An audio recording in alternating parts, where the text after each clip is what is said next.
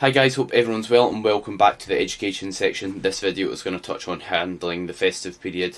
Just with this time of year, there's some more kind of social events, more interruptions in regards to your kind of fitness journey, training, nutrition, etc. So this episode is basically designed to help you kind of handle these periods, give you the tools and information you need to handle them effectively, not stress if you're doing the right thing or not, and still move forward or maintain your progress during this time, depending on obviously what you want to do and how consistent you want to be during this period. So, first of all, I'm going to touch on off-plan meals and nights out. I'm kind of bunching these two things together as I believe kind of the feedback that I'll give applies to both. So, in terms of off-plan meals, first of all, to establish what they are, I'd class a off-plan meal as kind of like an untracked meal, a meal off your current plan. This doesn't just apply if you're following a meal plan. If let's say you track your macros, you track your protein, fats and carbs, or simply just your calories and protein. If you go out for a meal, let's say you go out for Italian or whatever, you have Christmas dinner, that would be an off-plan meal, a meal that's not on your meal plan or a meal that you're not tracking accurately. And off-plan meals are something very important to have and encourage clients to have, just because it's good to get a mental break from following your diet. Granted, you're consistent the rest of the time, and it's good to obviously spend time kind of with people important to yourself, family, friends, etc., and develop relationships through off-plan meals. So, off-plan meals, if you want to handle them kind of effectively, you can, and this is simply by factoring it into your calories, roughly estimating them. Does this mean I recommend bringing your scale out, putting it on the table and weighing out your roast potatoes on Christmas dinner? Definitely not, but you can roughly estimate how much calories you're eating. For example, if you know you're going to be eating a starter, main and dessert, relatively decent sized portions, you could maybe be like, right, I'll probably be eating around about 1,500 calories, you could assume, obviously depending on what you're having. And as a result, what you can basically do is, if you're currently on, maybe let's say you're on 2,500 calories, and then you know, right, the rest of the day you've got 1,000 calories to eat, to then roughly estimate your calories. And then what I'd look to do is, with those other meals of the day, let's say you're eating your Christmas dinner at 7, I'd look to have maybe 3 other meals round about 300 calories each, having protein sources, fruit and vegetables, etc. And that will allow you to enjoy your Christmas dinner, get appropriate protein in for the day, and also like manage hunger. Like if you just go and restrict yourself all day, you'll most likely overeat by the time you get to later end of the day. Whereas if you have protein, that's satiating, it's going to help you recover and build muscle. If we have muscle, or basically protein servings spread out throughout the day by stimulating muscle protein synthesis, but that's a topic for a different day. And also just obviously get fruit and veg for your general health and digestion. So yeah, you can still obviously make space for it, enjoy it, not be super starving the rest of the day if you kind of follow that guidance. And there's not, I know folk might be like, right, why don't I just enjoy it and not even think about it? I'm like, you could, but it doesn't really restrict how enjoyable your Christmas day is, having a few relatively healthy meals and a protein shake before dinner, if that makes sense. You don't have to have kind of an all or nothing approach regarding handling this day, and it doesn't have to be like a crazy free for all the whole day if you don't want it to be. If you want to, and you're like, right, I know I might not have my protein, I might maybe gain just a touch of weight, then obviously you can, but that's how I recommend potentially handling that. And what I wouldn't recommend is just having no structure or routine with the day and just having like a free for all. Like, you don't need to eat a selection box immediately upon wake.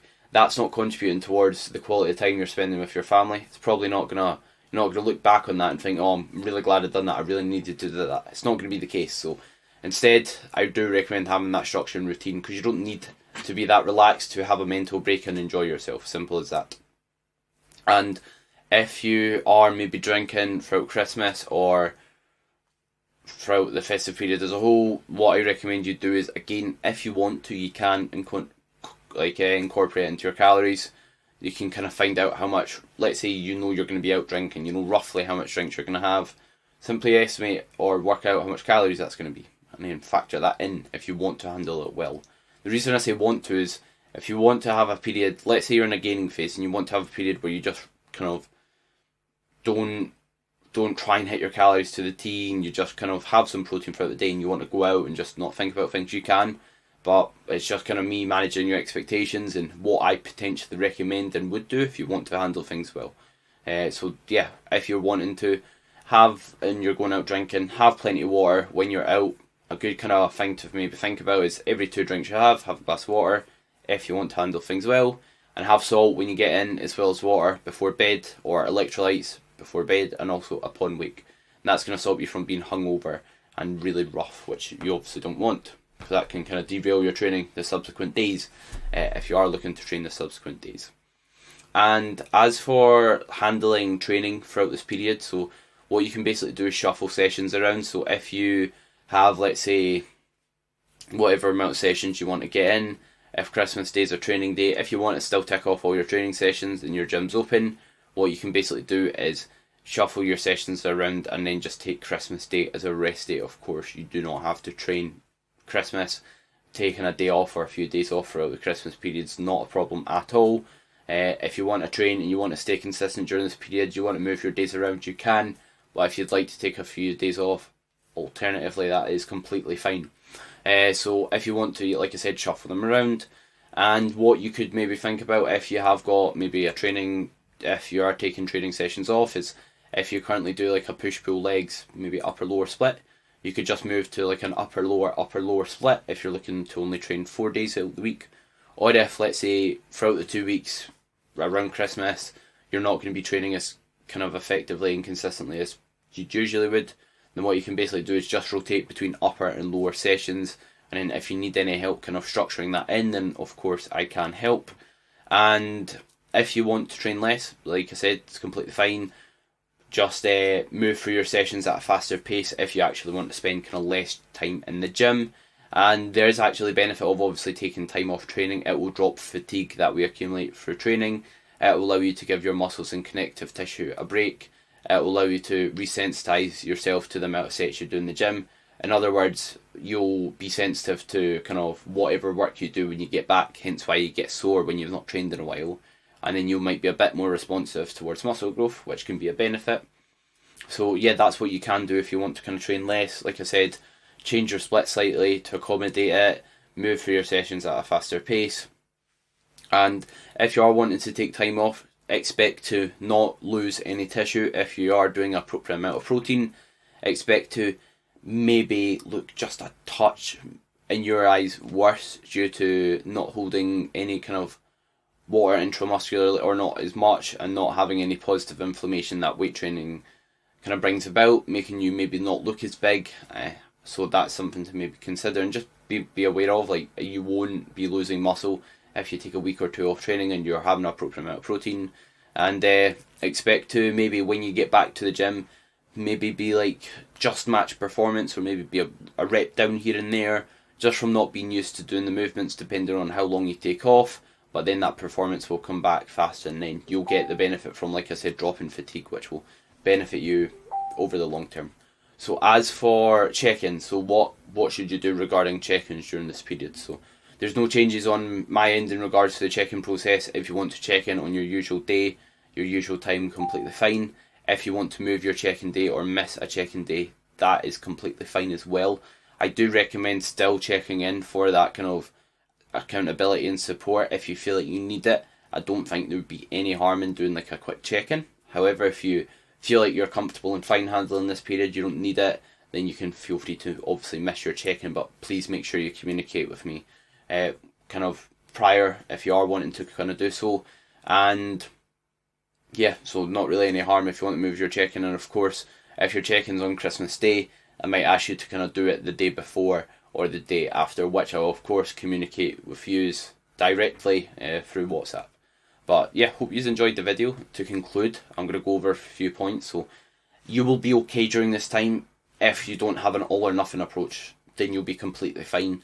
I was kind of in two minds between kind of making this video, because I'm at one end of the spectrum. Like, I do believe, I appreciate people do struggle with this time and maybe have some slight anxiety on how to handle it, etc. But at the other end, like, it's just like any other time in the year in reality, so it's nothing to kind of stress over. And how we recommend it, as I believe I touched on at the start, is how I'd recommend handling any other point of the year, social events, etc. The exact same kind of way. And if your goal is weight loss, like, this period can still be productive for yourself. So don't think just because you're not dieting, you're losing progress or you're not progressing. If maybe if you're on the coaching team with myself, I'll be having you at maintenance during this period, which you've obviously been doing right now, and or just about to do. And if you are kind of at maintenance for that, like, you can build tissue during this time, you can regain any lost performance or push your performance up during this time. So that's going to be productive towards your overall end product. You're going to drop off psychological kind of fatigue, or not, yeah, psychological fatigue from dieting, meaning like mental fatigue from dieting. You're going to drop off physical, maybe diet fatigue from this period. So you're going to have a great mental break, a physical break for your body, and you're going to be nice and fresh for another stint of dieting, while also having time to regain performance, build muscle. So this is still a productive period. So although we're not purposely dieting, if you were dieting, we're spending time at maintenance, it's still a productive spot to be in. So don't think just because you're maintaining your weight doesn't equate to maintaining your progress. That's not the case. And handle this period how you wish to. Just be aware of the potential drawbacks of maybe being a bit more relaxed. And again, if maybe you're very relaxed one day in comparison to 5 days or 10 days throughout the whole Christmas break, that's going to make a big difference to your progress. One day is completely fine. If you stack maybe days of overeating and maybe not being active, missing a lot of sessions, again, you can miss training if you want to. It's just being aware of the consequences of it, and if you mount up kind of being very, very relaxed very frequently, then you can maybe gain a touch of body weight, which will mean maybe needing to diet maybe an extra week or two to get back to what your body weight was, which is obviously a bit counterproductive towards your dieting phase and maintaining your kind of maintenance calories, because typically you're going to be dropping your maintenance when you're dieting, but you're probably not going to be able to increase your maintenance calories by just overeating without exercise throughout Christmas, etc. So yeah, hope you kind of enjoyed the video and got some value from it. Any questions with that, please just let me know and I'll happily answer them. Just drop them in the comments or just drop me a message directly on WhatsApp.